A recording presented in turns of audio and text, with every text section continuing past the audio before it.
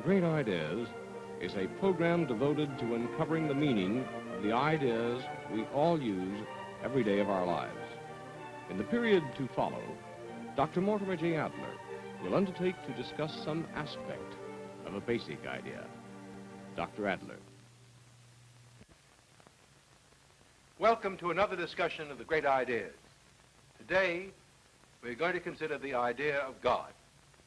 It should not surprise you to learn that the idea of a supreme being is itself supreme among the great ideas. In the Syntopicon, where we were working on the 102 great ideas of Western thought, we found this out. As we went through all of the 102 ideas, we found that the idea of God was the idea to which there were more references in the literature of Western writings, poetry, philosophy, theology, and science, and references by more diverse authors, different kinds of authors, than occurred in the case of any other idea. Both in the extent of the references and the variety of the references, the discussion of God is the largest single discussion that has gone on in the intellectual tradition of the West. Now, in this extraordinary discussion over 25 centuries, there are four main questions that have been raised and debated. The first is, does God exist?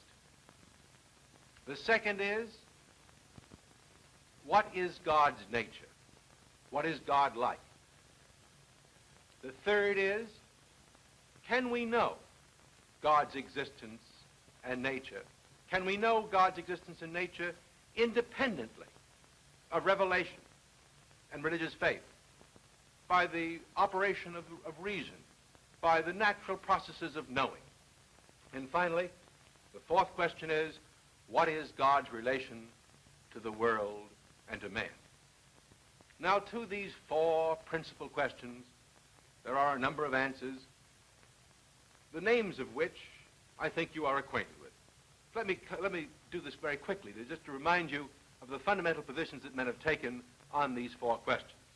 To the first question, does God exist? The basic issue is between the atheist, who says that God does not exist, and all forms of affirmation. There are many varieties, many different ways in which men affirm the existence of God. All of these are opposed to the atheist. Next, to the question, what is God's nature? What is God like? Some of the fundamental oppositions, not all, some are the opposition between the polytheist, who thinks of the divinity in a plurality of forms, and the monotheist, who says that God is one.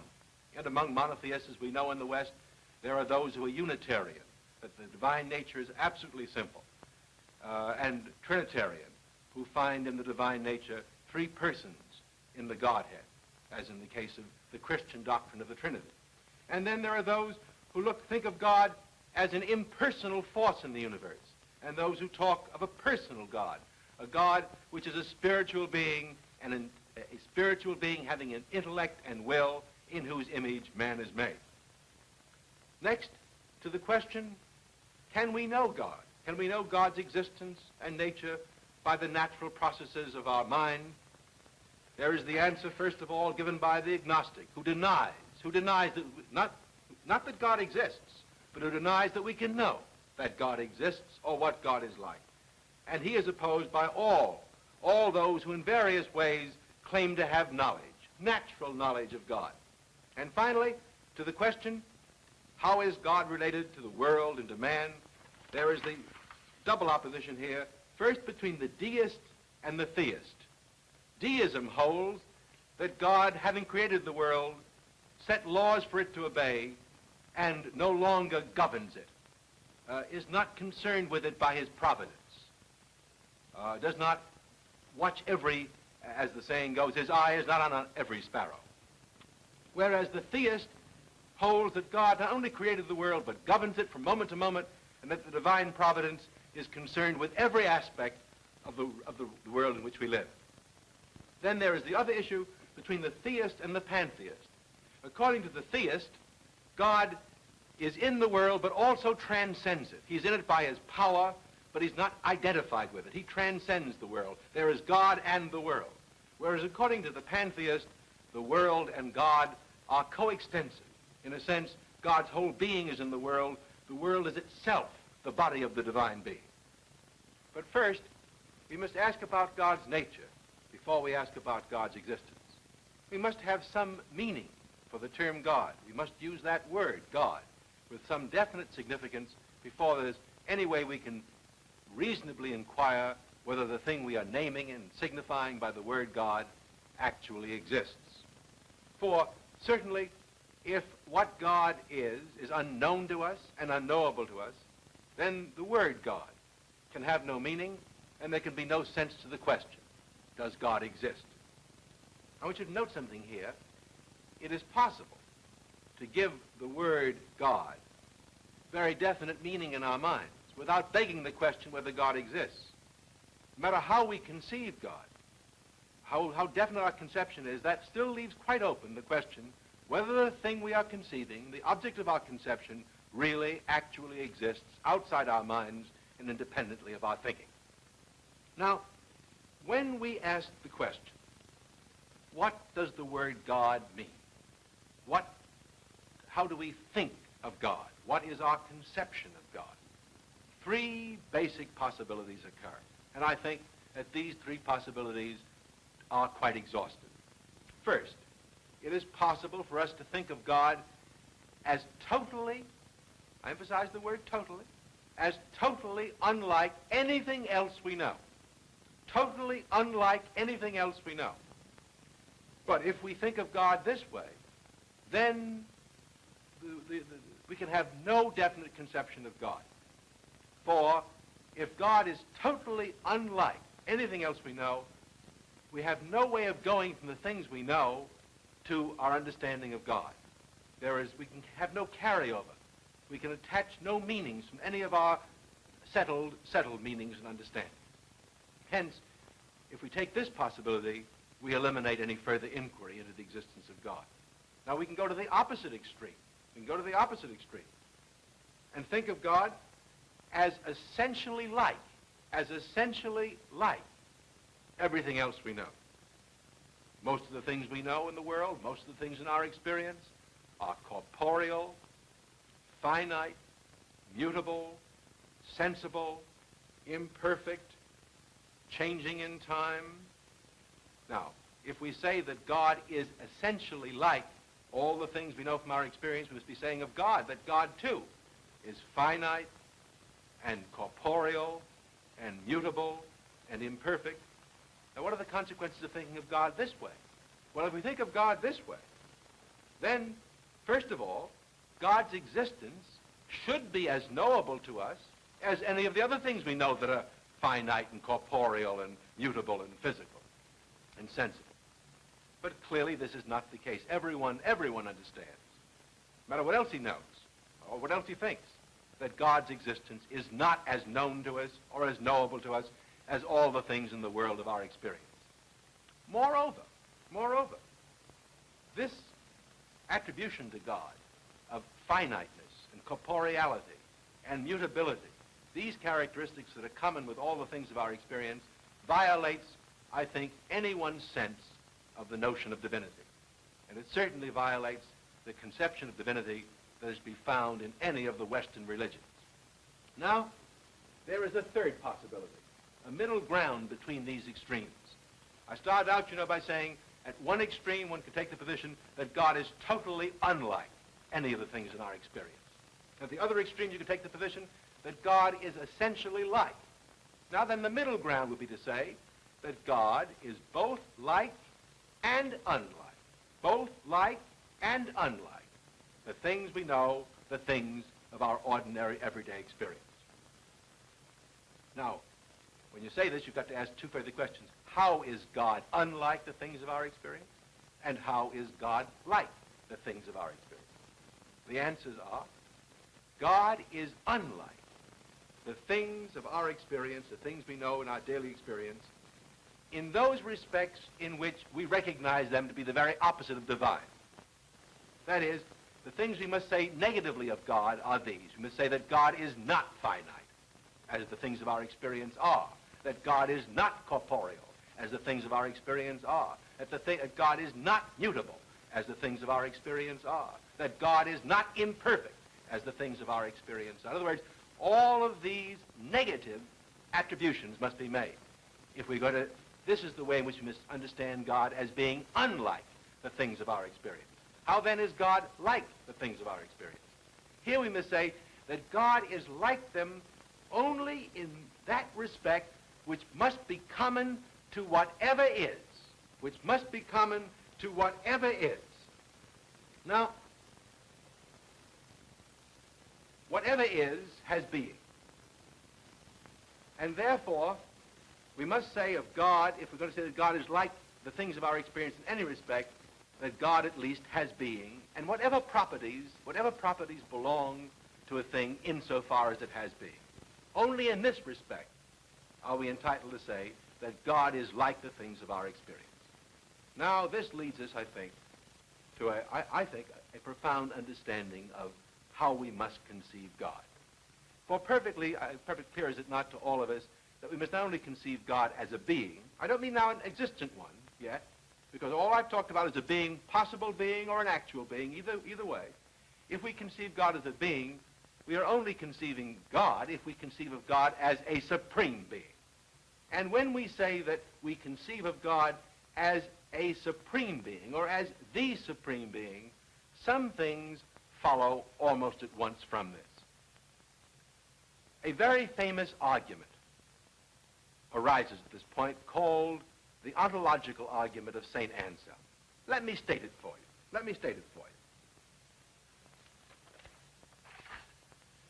St. Anselm asks us to start thinking about God as a supreme being. And when we think of God as a supreme being, St. Anselm says, what we are doing is thinking of that than which nothing greater can be conceived. Because certainly, if we really are conceiving a supreme being, we must be conceiving a being than which nothing greater can be conceived. Because if something greater can be conceived, then it is not a supreme being we are conceiving. Hence, if we conceive of a supreme being, we must be conceiving of that than which nothing greater can be conceived. That clear? All right, now, then there are two alternatives. As we conceive of this supreme being as that than which nothing greater can be conceived, either we conceive it as not existing or conceive it as existing. Let's take the first alternative. If we conceive it as not existing, then it is not that than which nothing greater can be conceived, because we could conceive of another being who had all the attributes of this one and also existence. And if it has this additional attribute of existence, this additional perfection, it is a greater than this one. Hence, in order to really conceive a being truly supreme, a being which is that than which nothing greater can be conceived, we must conceive that being as existing. In other words, it is almost necessary to conceive God as an existing being. Notice now, I did not say this proved God's existence. Far from it. It only shows us how we must conceive God. It is not possible to conceive God in an accurate sense and conceive God as not existing. If we conceive God as a supreme being, a being than which nothing greater can be conceived, we must conceive God as an existing being. This does not prove that the being we have thus conceived exists. That is the question we must come back to now. As we do so, let me remind you of the alternatives on this fundamental question. There is the alternative of the position taken by the atheist, who says that from the very nature of things, we can see that God, conceived as a supreme and perfect being, does not exist. The atheist usually argues from the existence of evil in the world and tries to infer, tries to reason, that the existence of the evil in the world about us tends to show or proves that a perfect or benevolent God, a good God, does not exist. I want to call your attention to the fact that the atheist never shows or tries to show that a supreme being cannot exist. He never tries to show that it's impossible for a supreme being, conceived as a necessary being, to exist. Then there is the position of the agnostic, who says that from the very nature of God as conceived, in the manner in which I've suggested he be conceived, we cannot possibly know whether God does exist or not. But the very nature of God being transcendent, infinite, beyond our range of apprehension, is such a being that even as we conceive it, we could tell that we couldn't know whether such a being exists or not. And finally, the third alternative is the position of the philosophical theist, the person who says that looking both at the nature of things and at the nature of God, it is possible to infer from the nature of things that a God thus conceived as having the nature of a necessary being does exist. Now, how is such an inference made? How do men reason in this way? I would like to try to show you that now. And I'm going to try to show it to you by explaining an argument or expounding an argument which runs, to put it to you very quickly and briefly, in the following manner. That we can infer that a necessary being exists because the existence of a necessary being is required as the cause of the existence of the finite, corporeal, mutable beings we know all around us to exist. Now, in order to state this argument clearly for you, you have to bear in mind the distinction between two fundamental terms in the argument. The first is the meaning of the term necessary being. And I'm going to use a circle as the symbol of a necessary being. Now, what we mean by a necessary being is a being which cannot not exist, a being of which it is impossible for it not to exist, a being whose very nature is to exist so that its existence follows immediately from its nature. As opposed to a necessary being, I'm going to use the phrase contingent being, very opposite of necessary being, in the following sense. A contingent being is a being which may or may not exist. There is nothing about it which requires that it exist. Sometimes it does exist, sometimes it does not exist. It comes to be and passes away. You and I, for example, you and I are quite aware that we are contingent beings, not necessary beings. We're aware that we're on the edge of nothingness, that in fact it's only by holding on to our existence that we don't fall away into nothingness. And that sense of being surrounded by nothingness, of coming from nothingness, going back into nothingness, is our sense of our own contingent being. In other words, that we may or may not exist. Our natures do not require us to exist. Existence doesn't follow immediately from what we are. And all the things around us are like this. And I'm going to use this symbol, this little open square, as the symbol of a contingent being. Now, when you understand this distinction between necessary and a contingent being, you see one thing at once, that a contingent being needs a cause of its existence at every moment of its existence. For if its existence does not follow from what it is, if its existence does not follow from its nature, then something else outside its nature must cause its existence. And so I'm going to use this arrow, drawn as have the arrow point right into the being itself, into the square, as the sign of the cause of the existence of the contingent being. In contrast, a necessary being is one which does not need a cause of its existence. For what we mean by necessary being, let me say again, is one, the very nature of which it is to exist. Whereas a contingent being is not one, the very nature of which it is to exist, and so needs a cause of its being, a cause of its existence. Now, that phrase, cause of existence, is a very important phrase to distinguish in meaning from the phrase cause of the becoming of something. Would you think normally that the parents of a child are the cause of that child's existence? Normally you would. You'd say, yes, they caused the child to exist. No, they didn't. They don't cause the child to exist. They caused the child to come into existence. And the moment after, the very moment after the child comes into existence, both parents can die and the child goes on existing. That kind of a cause let me diagram it this way, that doesn't go into the very being of the thing. It's external. It is a cause of the changing of something. It is the cause of the coming to be or the passing away of something. A cause of existence must continue to cause existence as long as the thing exists.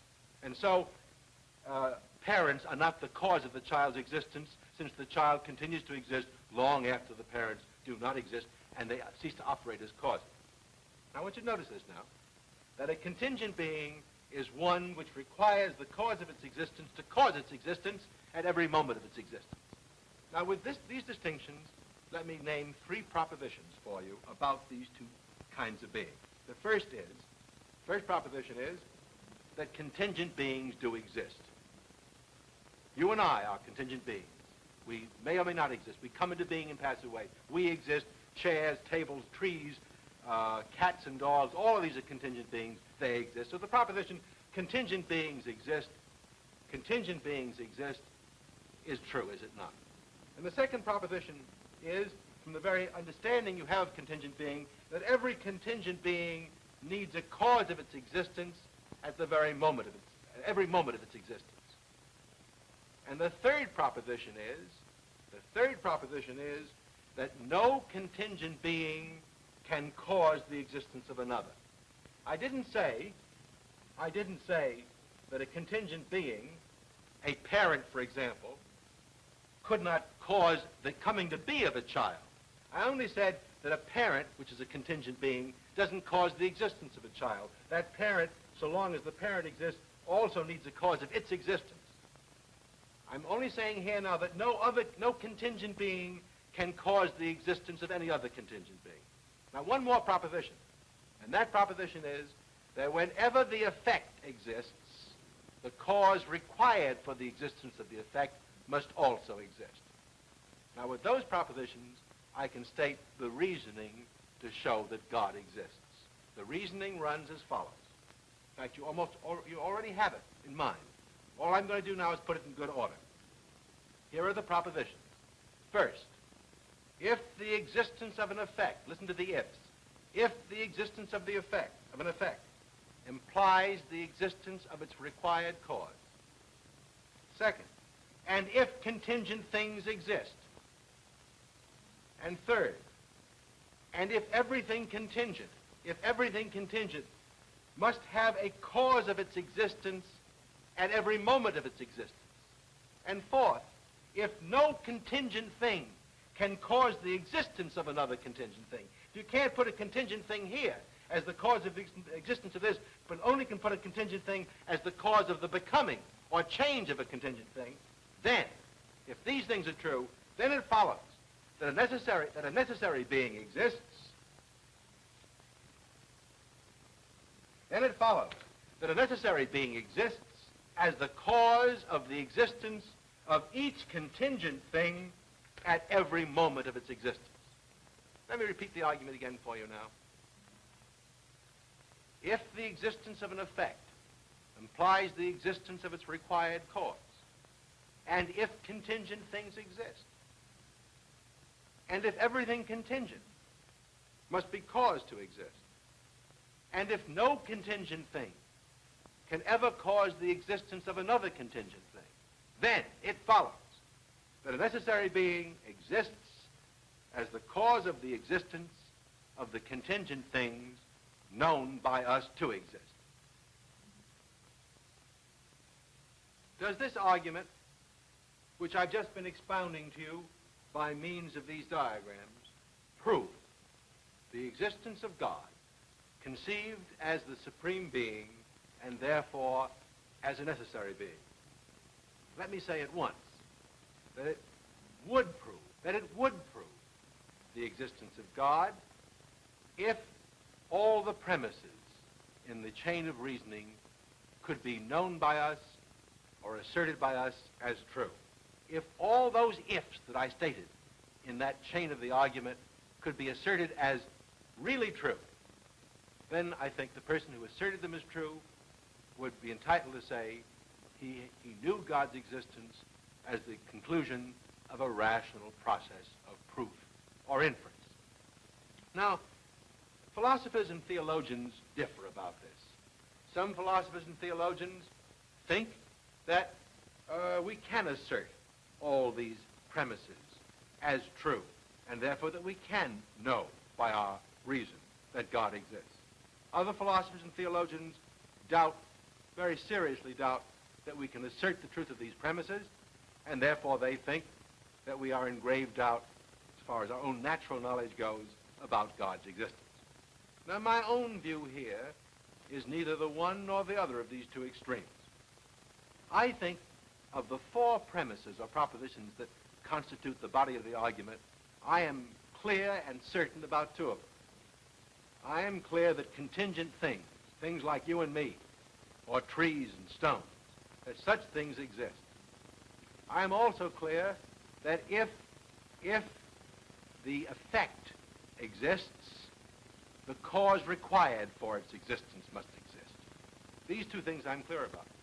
But when I come to the proposition that contingent things need a cause of their existence, I have some difficulty understanding that because I'm not sure I know the difference, really understand the difference between cause of existence and cause of becoming.